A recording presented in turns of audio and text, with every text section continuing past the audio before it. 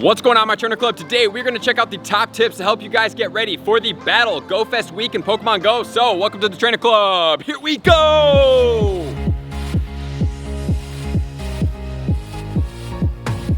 Welcome back, everybody. Let me know in the comments below, how did you do on week one of the Go Fest events? Did you guys have fun? Did you get after everything? Did you have any challenges? And were you able to complete the 50 excellent throws in a row? I hope you guys, since you are a part of the Trainer Club, were able to do that because that's what we do to specialize in here. So today we're gonna go over my top tips to make sure you guys are ready to max out on everything that has to do with the week 2, because it's going to unlock some awesome spawns coming up for Go Fest. But without further ado, let's get into the details right now. So we are gonna start off on Friday, July 10th at 8 a.m. and we're gonna go all the way until Wednesday, July 15th at 10 p.m. So we have a total of 6 days to make sure we max out on everything that's going on. So I hope you guys are ready for this because we are gonna start battling team leaders, and we also have Jesse and James coming along as well in the balloon for everybody out there that is ready to take down some of the Go Rocket leaders. And we also have a new Giovanni Pokemon that has come out. We also have the weekly Go Fest research that's going to be coming out that's going to include rewards such as a Hitmonlee. We also have an Absol that does have a shiny that it could be, and then we're also going to get a Super Rocket Radar, which is going to be useful to get after Giovanni. And so if 1 million of each team trainers do complete the research, we are going to get Pharaoh Seed spawning at Go Fest. We are going to get alolan Grimer as well as the alolan Marowak. So guys, we all need to must complete this because these spawns, 2 of them have never spawned in the wild before, so this is an awesome opportunity for us to get these shinies instead of having to raid for them, which we often have done in the past, which is definitely a pain if you guys haven't done so. And then we also do have some new Go Grunts with the Shadow Pokemon that are going to be new. So with all that said, let's start off with tip number 1.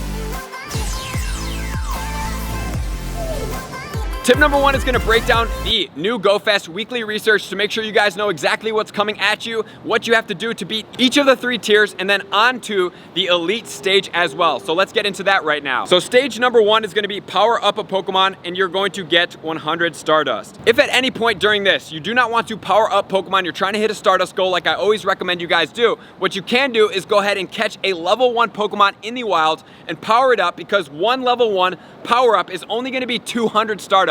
That's virtually like catching 2 Pokemon, and you're even gonna get extra Stardust after you do that. So if you want to keep the dust extra low, find a really low level Pokemon, something with the power up bar all the way down at the bottom, and power it up once, twice, or 3 times depending on what the task needs, and that's a great way to save up Stardust and not having to spend too much. Then we have evolve a Pokemon, which is going to give you 1 rare candy, and then defeat a Team Go Rocket Grunt for 2 Hyper Potions. Then for a grand total rewards, we're going to get a whopping 100 XP, 5 revives, and 5 hyper potions. And then on to stage number 2, we have purify 2 shadow Pokemon for 2 max revives. So here's another tip, guys. If you want to make sure to keep your dust cost low during this event, make sure to purify. And if you have taken my tips from the past, I always recommend that when you guys run into Rattatas, Weedles, and other things like that, you guys take those and you save them in order to purify them all at once. So that's a great thing to do, because then you're only purifying 1,000 Stardust per purify instead of going to the 3 and the 5,000 Stardust per purify, which if you end up doing 2 or 3, that's 9,000 Stardust. That's a lot of Stardust to use towards purifying a Pokemon. Then we have power up a Pokemon 2 times for 200 Stardust, and then defeat 2 Team Go Rocket Grunts for 2 max potions. And for a grand total rewards, we have 3 max potions, a Hitmonlee, and then we have 3 max revives. And then moving on to stage number 3. So stage number 3 is going to include power up a Pokemon 3 times for 500 Stardust. Like I mentioned earlier, guys, use those level 1 Pokemon to make sure you max out. Rescue 3 shadow Pokemon for 3 max revives. And then defeat 3 Team Go Rocket Grunts for 3 max potions. For 1 rare candy, 1 Absol encounter, and then in Super Rocket Radar, which can be used for Giovanni, which is definitely something you're going to want to do because we did talk about the Suicune.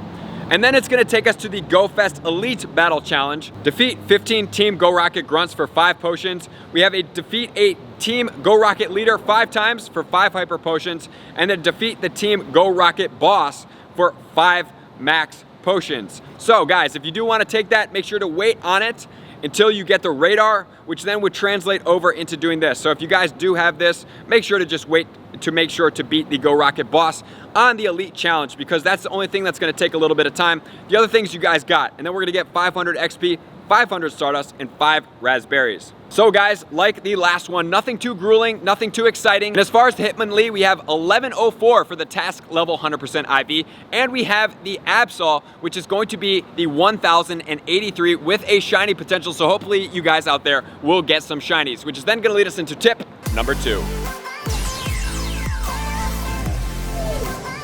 Tip number 2 is going to be to get after the Team Go Rocket takeover. It's going to be on Sunday, July 12th from 11 a.m. to 2 p.m. local time wherever you are. All the balloons will be increased. So balloons in the skies will be increased and more Team Go Rocket grunts capturing Pokestops will be available. There's going to be 2 times Stardust for defeating each of the Go Rocket grunts and the Team Go Rocket balloons. And there's also going to be increased Meowth balloons, which should be containing Jesse and James, which we will touch on in a second. But they do have Shiny Coughing and Shiny Ekans out, as well as some other new Shiny Shadow Pokemon. And then we do have Giovanni as well that does have the Shiny Suicune. And then also one of the bigger features is going to be that you can have the opportunity to use a Charge TM to let your Pokemon forget the move Frustration and learn a new move. So for everybody out there that has good quality, PvP worthy, or even meta raid attackers, any of the Pokemon that you have saved up that are shadow forms that do need to not have their moves anymore, you need to TM away Frustration to be able to get your Pokemon back to be able to evolve into the Comday moves, or to also just do it right now if they're already evolved and they just need a regular type move. This is going to be huge, guys. Do not let this go. This is super powerful for you guys. Which is then going to lead us into tip number 3. Tip number 3 is going to be all of the wild spawns. What's going to be relevant to the Go Battle League? Are there going to be any meta raid attackers in here? So let's get after it without further ado. And of course, what shinies do we have? So we have the Weedle spawning, we have the alolan Rattata spawning, and we have the Venonat spawning. All of these guys are relatively new for 2 of them. They do have shinies. We do have the alolan Meowth, we do have the regular Grimer, and then we do have the Coughing. All of them have shinies as well. We have the Murkrow, we have the Sneasel, and we have the Poochyena. All also have shinies. We have the Stunky, the Skorupi with the shiny, and the Purloin. The N2 do not have a shiny. And then finally, we do have 2 more that do not have shinies. We have the Trubbish as well as the newer Venipede. So which of these guys are going to be relevant for the Go Battle League, and how can we make sure to get the 100% IVs, or at least close to the stats? Let's check that out right now. So guys, we do have the Skunk Tank, which is going to be ranked 134 with Poison Jab, Crunch, and Sludge Bomb in the Great League. In the Great League, it's going to be 100% IV at 0-15-15. And then in the Ultra League, it's going to be ranked 103. And then it's going to be maxed out, can go all the way to level 41 buddy boosted for the Ultra League. And also, since the poison spawns are boost, we do have Toxicroak. That's going to be from the Krogunk in 94, ranked in the Great League with Counter, Mud Bomb, and Sludge Bomb. 100% IV for this one. It's going to be 115-15 at level 22.5. And then we also have the Toxicroak in the Ultra League, which is going to be ranked 105. Counter, Mud Bomb, and Sludge Bomb. 100% IV can be all 15s unless you want to buddy boost it up, then it's going to be 12, 15, 15. So as far as the straight wild spawns, there's nothing really too crazy to go about for the Go Battle League.